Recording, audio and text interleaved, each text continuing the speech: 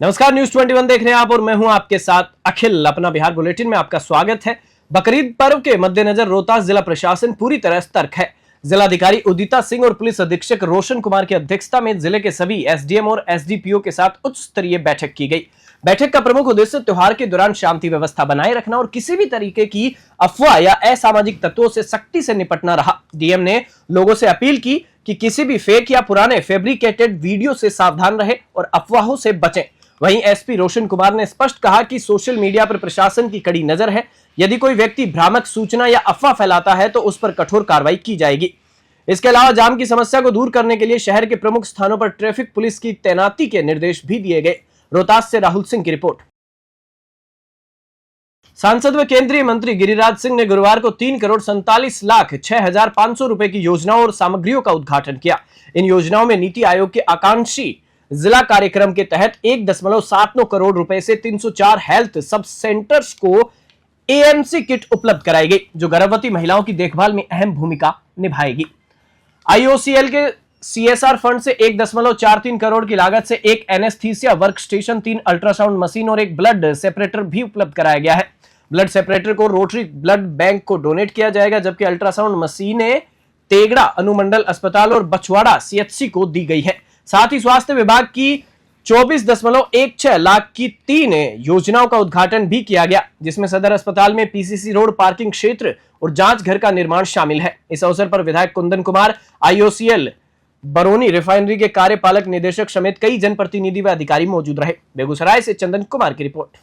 भाग्यवान है कि बरौनी रिफाइनरी जो बंद होने वाला था मोदी जी के आने के पहले, डंपिंग यार्ड, आज क्रूड ऑयल जो हल्दिया से आता है टैक्स लेके लगभग 8,000 करोड़ से 9,000 करोड़ के बीच में टैक्स देता राज्य सरकार। और यहाँ सीएसआर में बच्चे का अस्पताल जो हेल्थ सेक्टर में, सभी सब डिवीजन में ऑक्सीजन जनरेटर हुआ, 15,000 लीटर का खुद रिफाइनरी में रखा गया। और आज सबसे महत्वपूर्ण है, बच्चों का डेडिकेटेड अस्पताल तो दिया ही, लेकिन आज blood separator machine rotary club को दिया, क्योंकि जो हमारा सदर अस्पताल है उसमें ब्लड सेपरेटर मशीन है और कई इक्विपमेंट दिया, एक्सरे का मशीन दिया सभी में। जिले के सिकंदरा प्रखंड की रहने वाली 60 वर्षीय चंपा देवी की शुक्रवार सुबह जमुई सदर अस्पताल में मृत्यु हो गई। चंपा देवी को 3 दिन पहले एक आपराधिक मामले में जेल भेजा गया था। गुरुवार रात उनकी तबीयत बिगड़ने की जानकारी सामने आई। राजद जिलाध्यक्ष त्रिवेणी यादव का कहना है कि महिला की मौत जेल में ही हो गई थी, लेकिन प्रशासन ने शव को जीवित बताकर अस्पताल पहुंचाया और औपचारिक इलाज दिखाया गया।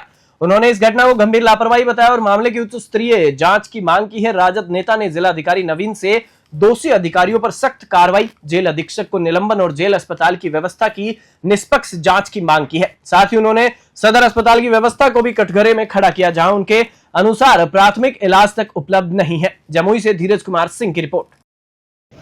देखिए, यहाँ बिहार की व्यवस्था बिल्कुल लचर पचर है और मैनेजेबल है, सब मैनेज है। रात में ही एक कैदी की मौत हुई है और आज सुबह हम खुद, एक हमारे बहुत प्रिय थे केदार प्रसाद यादव, उनका एक्सीडेंटल डेथ हो गया। उसी में हम लोग लगभग देखते हैं सैकड़ों लोग हैं, बैठे खड़े हैं। और उसी वक्त अभी एक हॉस्पिटल आया जेल से कैदी, कोई चंपा देवी कैदी, जो बिल्कुल मरा हुआ था, लेकिन प्रशासन कैसे किस तरह से मैनेज करके जेल प्रशासन और हॉस्पिटल प्रशासन कर रहा है। आप देख लीजिए, मरा हुआ को एडमिट किया है।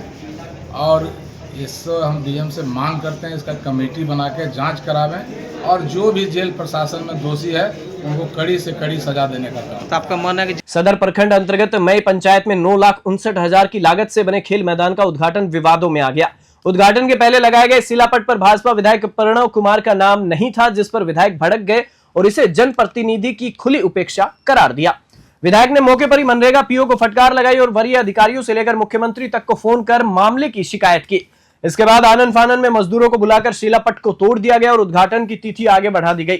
विधायक प्रणव कुमार ने मीडिया से बातचीत में आरोप लगाया कि अधिकारियों की साजिश के तहत जनप्रतिनिधियों को नजरअंदाज किया जा रहा है।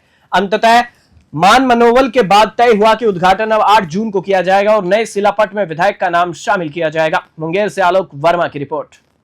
उद्घाटन अब 7 तारीख को शनिवार को 4 बजे 8 तारीख को 4 बजे होगा। अभी उद्घाटन नहीं हुआ। उसमें कुछ त्रुटियां था, उसका संशोधित किया जा रहा है। संशोधित? हाँ। क्या त्रुटियां थी? क्या आपके शिलापट में आपका नाम था कि नहीं नाम था, ये बताइए। नहीं देखे हैं। नहीं, हम तो देखे कि नाम नहीं है आपका। तब तो फिर पूछने की क्या बात? तो नाम नहीं तो फिर आपको यहाँ पे कैसे आप आ गए?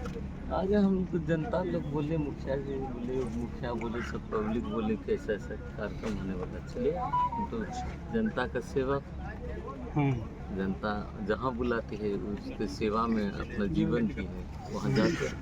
आपने कभी ऐसा देखा कि जिस शिलापट का उद्घाटन किया, जिस सब मैदान पर का, कार्रवाई होगा, लेकिन उसके बाद उस सामने में तोड़ा गया, सब पर कार्रवाई होगा। हम चुप बैठने वाले नहीं, बस देख।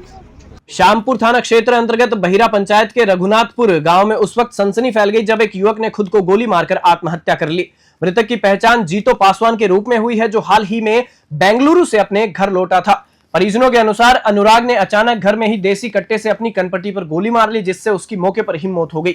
घटना की जानकारी मिलते ही परिजनों और ग्रामीणों ने पुलिस को सूचना दी। मृतक अनुराग 3 छोटे छोटे बच्चों का पिता था और उसके अचानक आत्महत्या करने से पूरे परिवार में कोहराम मच गया है। फिलहाल आत्महत्या के कारणों का पता नहीं चल सका। पुलिस ने शव को पोस्टमार्टम के लिए भेज दिया है और पूरे मामले की जांच में जुट गई है। मुंगेर से आलोक वर्मा की रिपोर्ट। समस्तीपुर जिले के मोहिउद्दीन नगर थाना क्षेत्र के सुल्तानपुर गंगा दियारा इलाके में शुक्रवार की सुबह एक बड़ी कार्रवाई को अंजाम दिया गया। बिहार एसटीएफ और समस्तीपुर पुलिस की संयुक्त टीम ने निलंबित पुलिस जमादार सरोज सिंह के घर पर छापेमारी की। इस दौरान घर से भारी मात्रा में हथियार और कारतूस बरामद हुए हैं। छापेमारी के दौरान सरोज सिंह के समर्थकों ने पुलिस पर फायरिंग शुरू कर दी, जिसके जवाब में एसटीएफ ने भी जवाबी फायरिंग की। दोनों ओर से कई राउंड गोलियां चली, जिससे गांव में दहशत का माहौल बन गया। एसटीएफ ने मौके पर सर्च ऑपरेशन जारी रखा और आसपास के ग्रामीणों को घरों से बाहर न निकलने की सख्त हिदायत दी गई। साथ ही किसी को भी फोटो या वीडियो बनाने से मना किया गया है। स्थानीय चर्चाओं के अनुसार सरोज सिंह के घर से AK-56 INSAS rifle, police rifle और अन्य अत्याधुनिक हथियार तथा कारतूस बरामद किए गए हैं। हालांकि एसटीएफ की ओर से अब तक कोई आधिकारिक बयान सामने नहीं आया है और अधिकारी मीडिया से दूरी बनाए हुए हैं। समस्तीपुर से रमेश शंकर की रिपोर्ट। अपना बिहार बुलेटिन में फिलहाल इतना ही। आप देखते रहिए News 21।